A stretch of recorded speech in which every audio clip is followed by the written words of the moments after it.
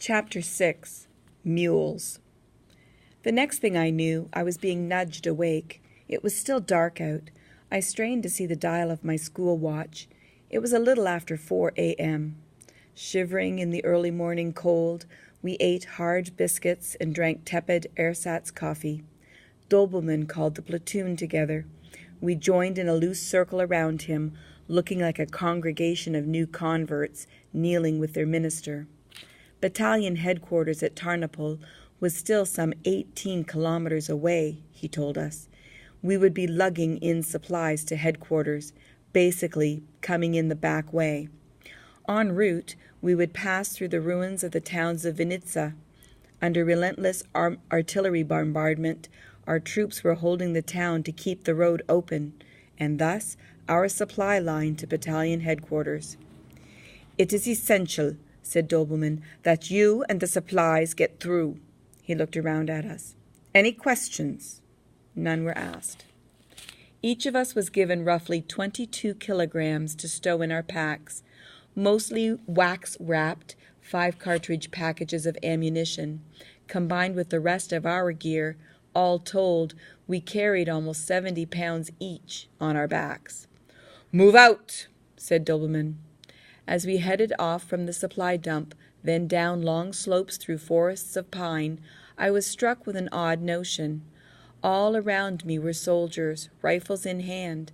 I had the strange feeling that I was being escorted by bodyguards, that the sole purpose of all the others was to protect me. It was mid-morning when we reached a crossroads, the remains of Vinitsa all around. Bent beneath the weight of our heavy packs, in loose columns, we made our way down what was left of the main street of town. From the ruins, grimy, desolate-looking German soldiers watched us with blank gazes. Blasted-out cellars had been turned into makeshift bunkers sprouting machine guns. On the roof of a ruined theater, snipers and spotters lay spread-eagled, scanning the outlying fields through binoculars and telescopic rifle sights. With my gaze turned upward on them, I almost walked headlong into a trolley car, rusting off its tracks and with layers of sandbags on the roof. As I skirted it, from within came hushed voices speaking in German. They stopped. A face appeared in the window. Briefly disinterested eyes met mine. Then the face disappeared.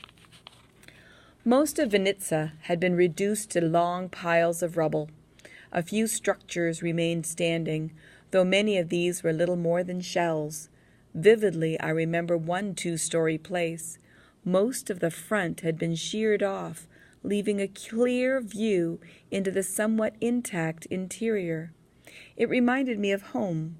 The lower floor had been a shop of some kind. The upper story had been living quarters. A red and white checkered curtain in an upstairs room fluttered in the breeze. "How feeder, Zane?" Next door to the place, 2 soldiers sat at the foot of a stairway that went nowhere. One called out goodbye in German, and then gave us a mocking little wave.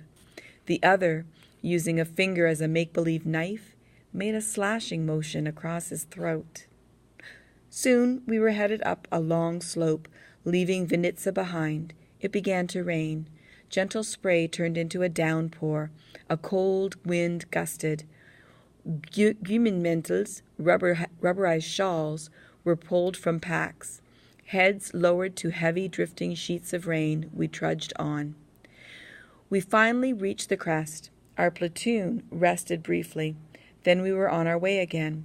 Long, broken queues of us, slogging along a road that wound around through low, barren mountains. Rain danced on helmets and Gummimantels. Sodden clothing clung to our bodies. Boots were thick with mud. I didn't think I could make it. By the weight of the pack, I was being crushed, downward and forward. Often, when the grade got especially steep, I leaned far forward. I felt like a mule with a dead man on its back. Once I stopped for only a couple of seconds, struggling to catch my wind. Doberman screamed in my ear, "Get moving!" He lowered his voice. "The faster you go, the sooner this will be over." "Danke, Feldwebel." I thanked Doberman. I straightened my back and kept going. Perhaps an hour later, trucks began passing us. Gradually, out of the fog and rain, a network of bunkers came into view, as did veterans, many of them gathered in clusters under dripping awnings of canvas and corrugated iron. Eyeing us suspiciously, they watched our approach, then motioned us forward with their weapons. "Battalion headquarters," someone behind me said. I looked around at a labyrinth of interconnected trenches, bunkers, and artillery emplacements, including tanks that had been backed into sandbagged niches. Other than their long cannons, they were all but invisible. The same was true of the bunkers. Dug into the hillside itself, only stout timbers and sandbags marked their presence. A man a few steps ahead of me stopped. He turned around.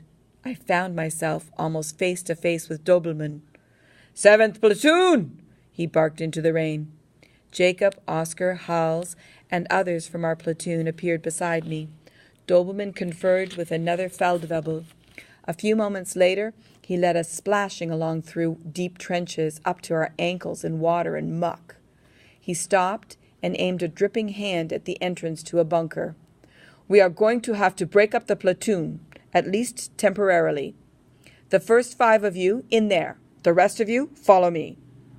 Eager to get out of the rain, I followed Oscar, Jacob, and 2 other boys onto the low platform of rough-hewn timbers, then pushed past a canvas sheet covering the entrance.